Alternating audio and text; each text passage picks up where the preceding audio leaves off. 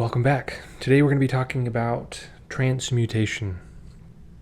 Transmutation is this idea that you can have something negative or of perhaps low value to your experience and to alter, change, or transform it into something magical, something beautiful, something of value, something golden even.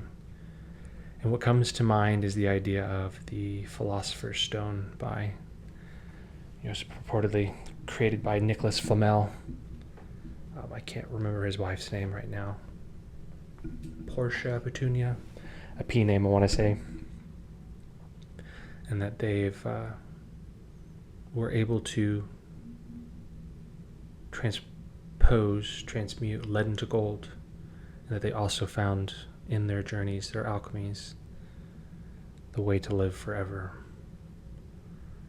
And I think that's a good place to start about that. We know that in our daily lives, just modern science even, that stress is the number one killer of people. We talk about alcohol abuse or smoking, drug abuse. All of these things are actually coping mechanisms that people use to deal with stress.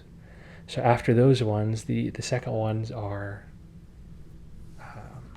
heart disease and then cancer. I believe those are the big ones outside of drug abuse, death from drug-related incidents. So we know that stress is negative emotion, we can say. Feeling the wrongness of things is one of the leading causes in our destructive habits or lifestyles. And as we've learned from the ideas of polarity, that there is a positive force, the thing, and the negative force, not the thing. There's a push and a pull, and to transmute is to work with both. So let's think this through, and we'll talk about this in two different possible scenarios on what we mean when we're talking about transmutation that's applicable in our daily lives. So if you guys have heard about this sense of toxic positivity, where you just hyper focus on everything is great all the time, like comes to mind is the comic of the dog standing in the burning house saying this is fine. So you're lying to yourself by not honoring when you have those emotions. Like when you stub your toe, you don't have to say every swear you know, but you can also acknowledge that something perhaps negative happened, right? Like everything in my being is saying my toe hurts, I just jammed it. So what we're talking about transmutation is not to hyper-focus on the positivity yet. What we really want to do to begin, is to feel deeply. So deeply. We want to honor those thoughts and emotions, feelings that are coming in that moment. Then we want to neutralize it. And we neutralize it by objective observation. And then from there, we want to charge it. And by charging it, this is where we're going to add our positive outlook, our potential for growth. And that's really the word, I think, potential.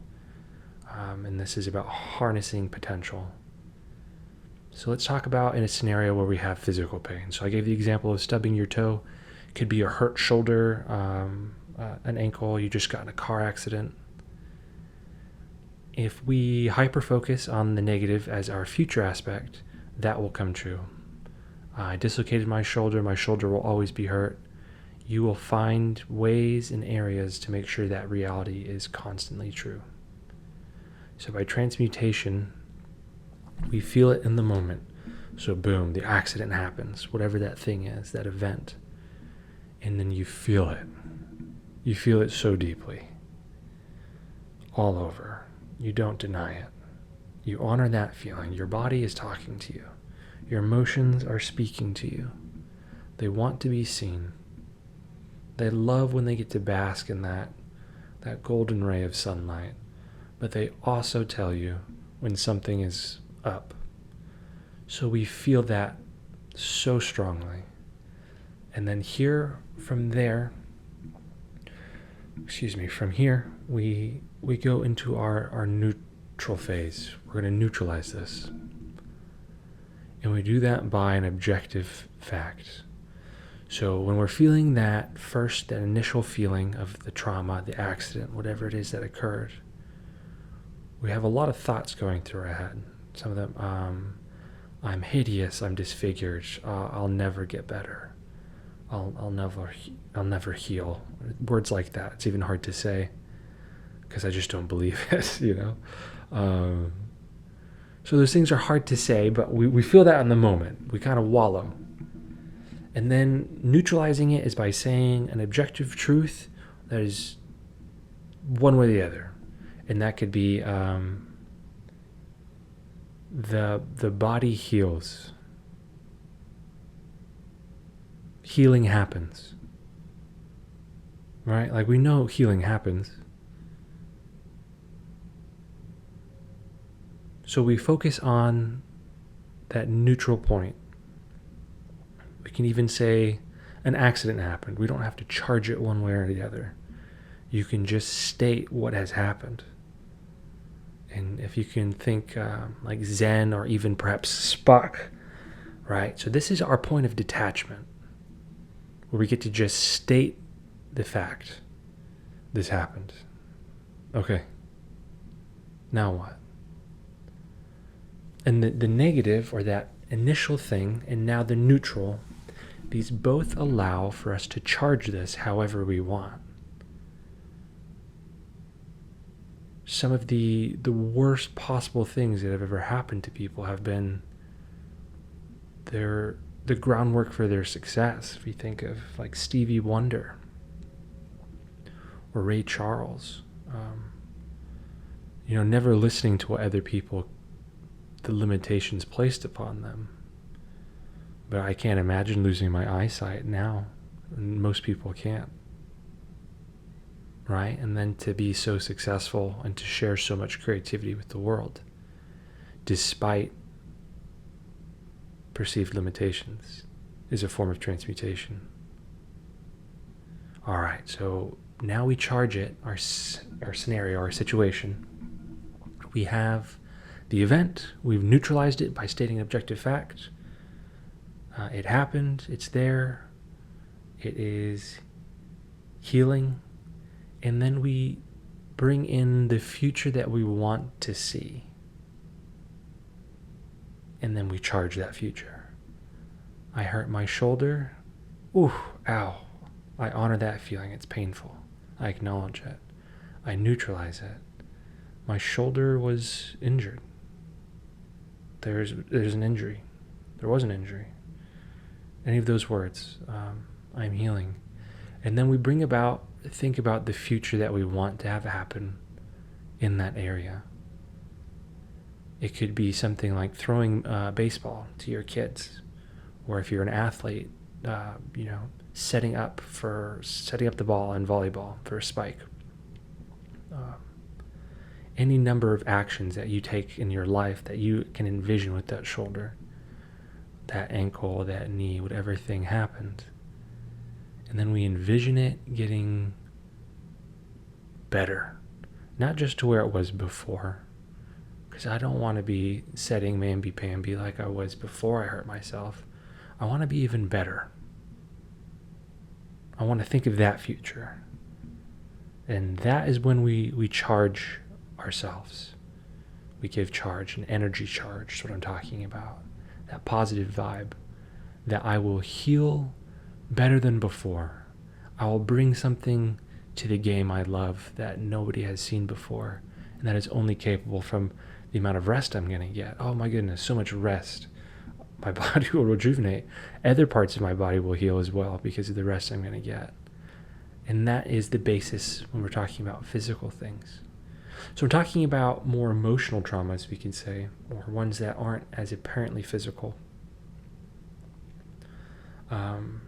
like mean words. Sticks and stones may break my bones, but words will never hurt me, is pretty silly. I got into fights a lot when I was a kid, and most of those fights were based off of words.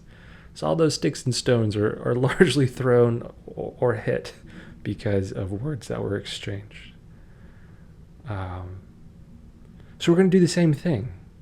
Somebody calls you fat, and there's a part of you that goes, ow, maybe I've got some pounds to lose.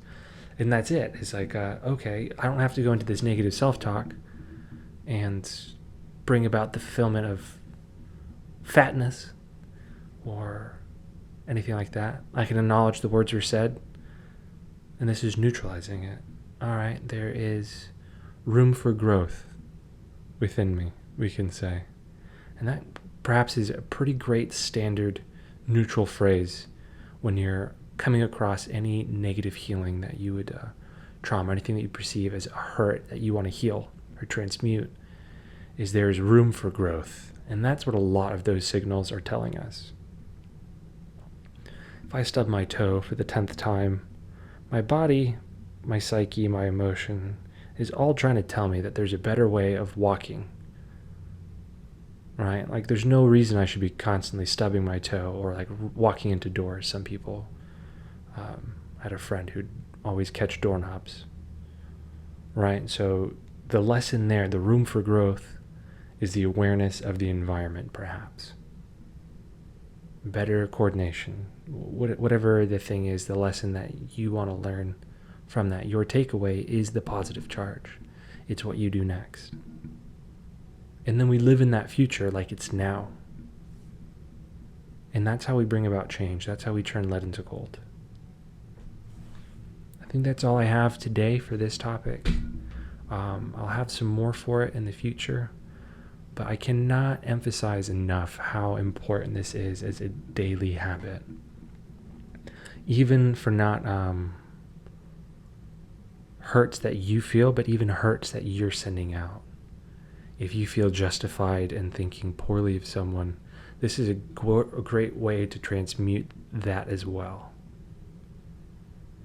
So if you have frustrations with somebody at work, a partner, a sibling, a parent, a child, you can use this same tactic as you are viewing them in that light and sending any sort of negative vibe their way to turn it around, to transmute it, to do that same thing, to honor that feeling,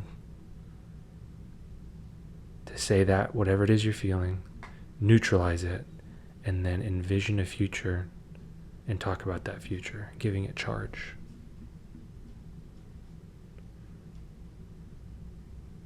Well, thank you. You guys have a good one.